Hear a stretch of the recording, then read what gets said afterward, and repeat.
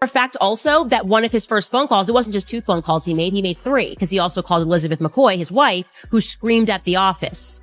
Okay. And so we're not being told the truth. That's what I'm getting at. We are not being told the sensible. My name is Mikey McCoy.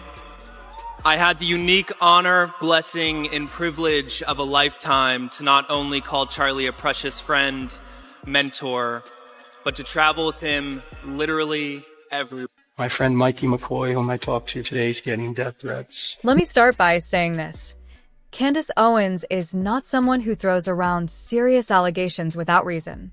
She's built a reputation on being willing to call out powerful people. Sure, she's also been careful about when to push forward and when to hold back. So, when she steps into the public arena and connects a name like Mikey McCoy to what she describes as a hire-for-murder cult, you have to ask yourself, what did she see that made her go there? This isn't hyperbole for clicks.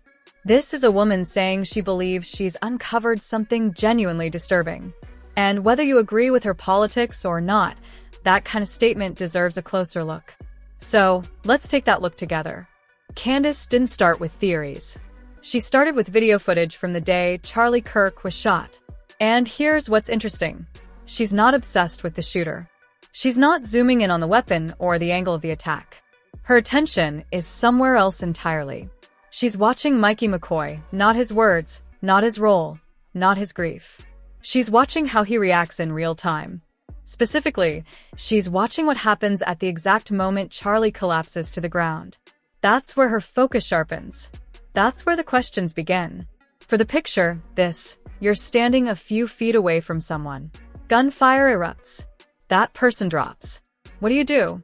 Most people would freeze, scream, duck, look around frantically for the threat, maybe rush toward the victim, maybe run away, but you'd react visibly, emotionally, instinctively. Now, here's what Candace noticed about Mikey. The moment Charlie falls, Mikey lifts a phone to his ear. Almost instantly.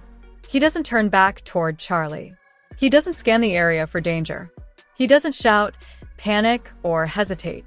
He just calls someone and then he walks away. Mikey, in less than a second, does something that I find to be quite strange.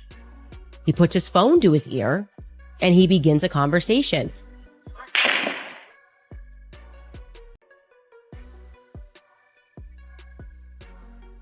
To Candace, and to many who've watched the footage since, that doesn't look like shock. It looks like something else. Something rehearsed. Something that feels, in her words, deeply unnatural. Now, let's add another layer. Shortly after the shooting, Pastor Rob McCoy, Mikey's father, addressed his congregation. He painted a picture of what happened that day. And according to him, Mikey called him right after Charlie was hit. He also said something else. Mikey had blood on his shirt. Okay, that's a specific detail, blood on the shirt. A father recounting his son's trauma. It sounds credible, right? Except here's the problem. No footage shows blood on Mikey. None. And when you go back and check the timeline, the timing of that phone call doesn't line up with what's visible on camera either. So now we have 2 issues. The behavior doesn't match, and the story doesn't match the evidence. That's when Candace said this was just the beginning.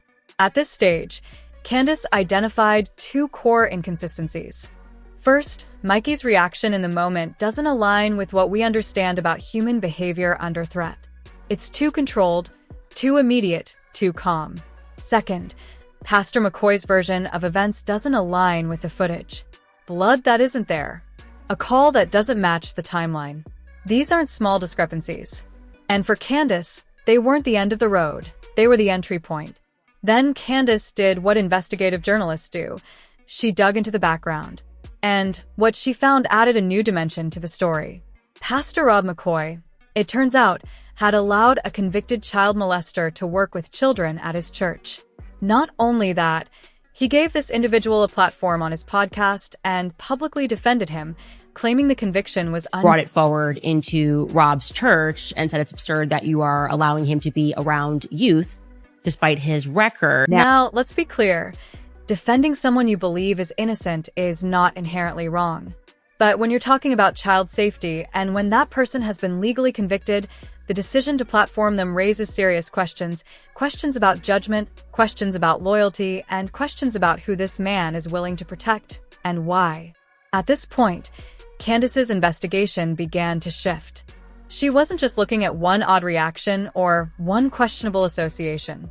She was starting to see a pattern, and patterns suggest structure. She started asking, what if this isn't a series of accidents? What if this isn't just bad optics or poor judgment? What if there's something connecting these people, these decisions, these deaths? Because Charlie wasn't the only person in this circle who ended up dead, and that's when the word network started to enter the conversation.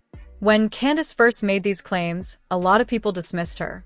They said she was emotional, grieving, seeing conspiracies where there were none.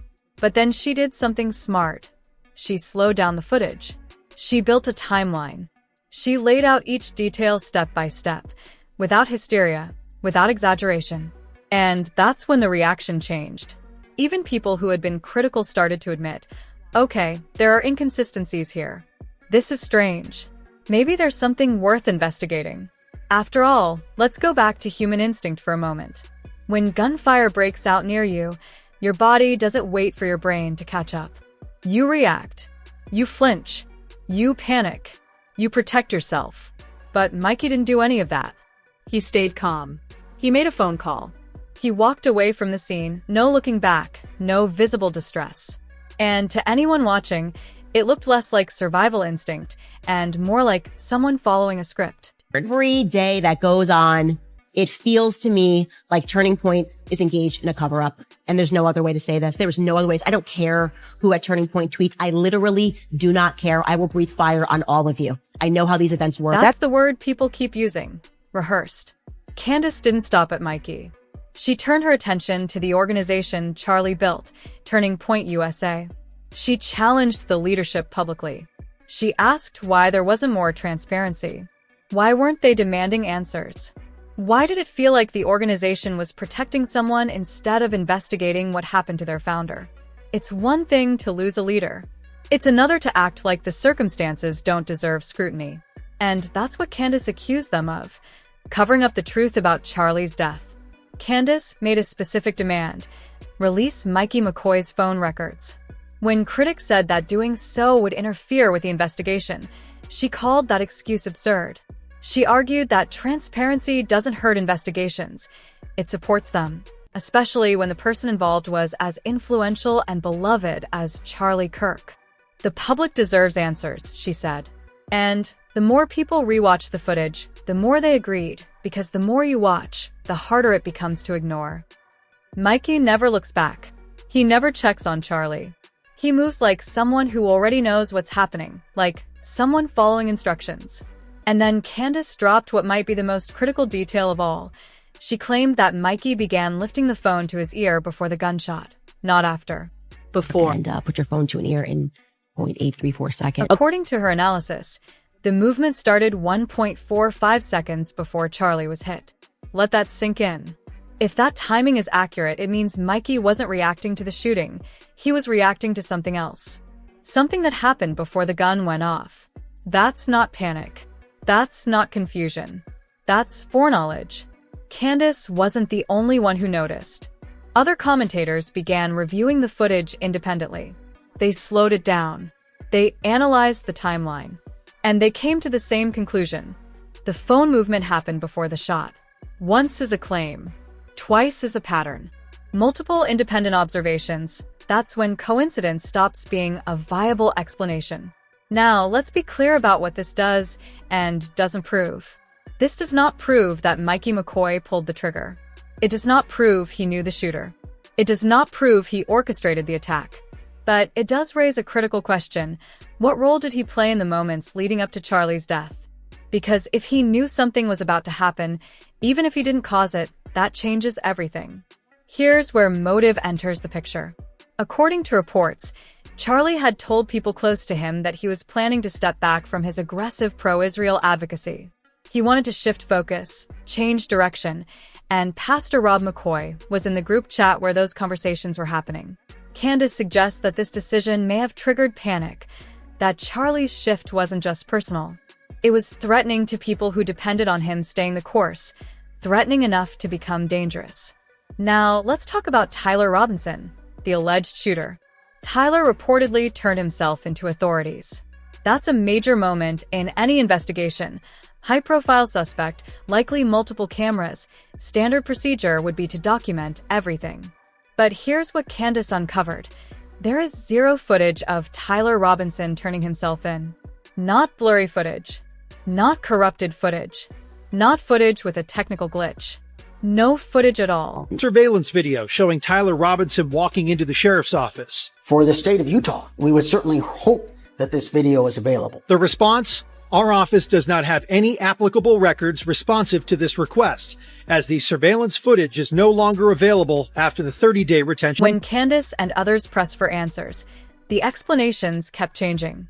First, they were told the footage doesn't exist. Then they were told it was deleted. Then they were told it couldn't be released due to the investigation.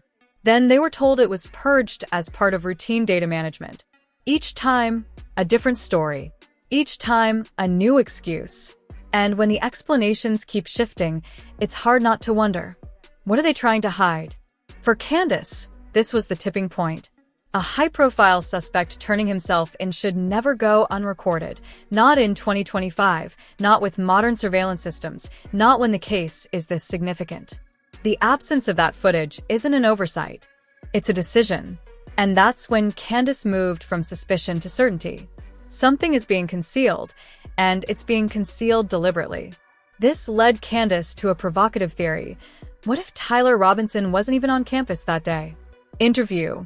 To be clear, this is not confirmed, but the evidence, or lack of it, doesn't support the official narrative. No footage. Contradictory timelines. Gaps in the story. It's starting to look less like Tyler is guilty and more like Tyler is convenient, a fall guy, a name to close the case, a way to stop people from asking questions. And then, live on her show, Candace opened an email from a whistleblower. Her reaction was immediate. She paused. She took a breath. Her expression changed. Whatever was in that email, it shook her. And for someone like Candace, someone who's made a career out of staying composed under pressure, that reaction told viewers everything they needed to know. This wasn't just another lead. This was something bigger. We know why Kash Patel is out, right? I mean, I read this, checked it, verified it, and I just want to know why, Charlie. I want to know why the decision was made to murder Charlie Kirk. A decision that very clearly had to be approved by Charlie's friends. The whistleblower email allegedly implicated federal agencies, the FBI, the Secret Service, and the DEA. Now, let's be clear, accusing federal agencies of involvement in a murder is not something anyone does lightly. It's serious, it's dangerous, and it requires extraordinary evidence. But Candace didn't back down. She said the information she received pointed, in her view, toward institutional involvement, not rogue actors, but institutions. That's a line most people won't cross. She crossed it. Candace has suggested, without fully stating it as fact, that Charlie may have discovered something dangerous, something powerful people allegedly didn't want exposed. And she believes that discovery may have cost him his life. She hasn't said what it was. She hasn't named names. But the implication, as she presents it, is clear. Charlie may have known too much. The whistleblower email reportedly described a network, not a loose group of individuals, but what was characterized as a structured, organized operation allegedly connected to intelligence agencies. The allegations mentioned include blackmail, trafficking, and strategic political targeting. To be clear, these are claims, not proven facts. But if even a